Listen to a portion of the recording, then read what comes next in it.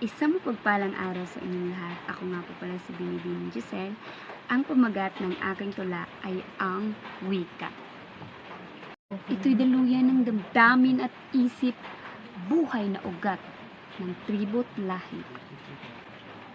Sa bawat salita'y may kwinto't sigla, nag-uugnay ng puso sa kapwa't mundo.